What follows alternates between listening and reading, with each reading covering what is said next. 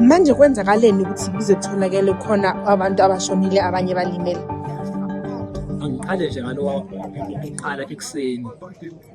Ngiqala nje ngalo oqala ekuseni. Owasekuseni bengise-Orlando.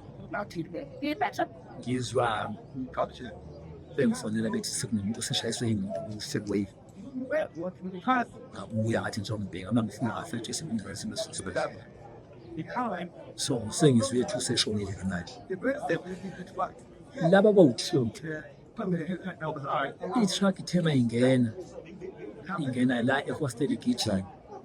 Ithema ijika lapha yajikela entombazaneni yayinqamula umlenze yashaya ngesikhathi so ithema isibuya la yabuya yazothi yajikela kubaba bebhize ama-stand wathula ngokuthi ayaqoqa ama-borsels.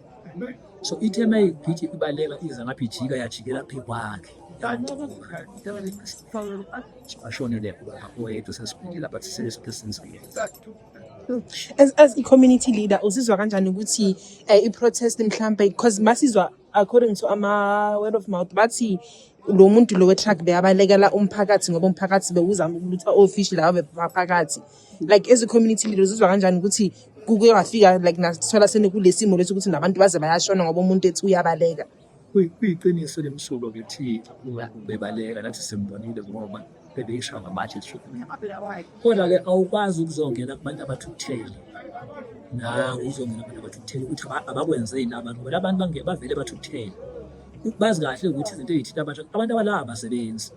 Ngisho ku-right ukushipha abantu but kufanele beze into bayenzile ngoba abasebenzi vele bengeke beze beyeke i-truck bayisengenele phakathi beziphethe ukudla bevele belambile abantu njengoba mengingabheka nje abantu banaphezulu ba-3,000 abangasebenza abahlezi nangaphakathi bazondlani. Angisho ukuthi right lento ukuthi i-truck maybe kodwa awukwazi nje ukubizana ngokudla abantu bevele nasekensi ngesithi wena i-truck asinawo amandla ukushisa lo kodwa le i-truck idukile yangena la inokudla iphinde into bezoyenza lawo abantu banamhlanje. He saw people blocking the road, so he was trying to avoid but he found himself inside the hostel. So inside the hostel again he was attacked. People were storming and so as he was trying to move out of the hostel, he ran over 2 people, which is a male and a female. And the female was injured, she has been taken to hospital. And the second person that she ran over, it's a male, unfortunately, he died on the scene here. So we can confirm that so far it's 2 people who are deceased, and there's 1 person who is injured.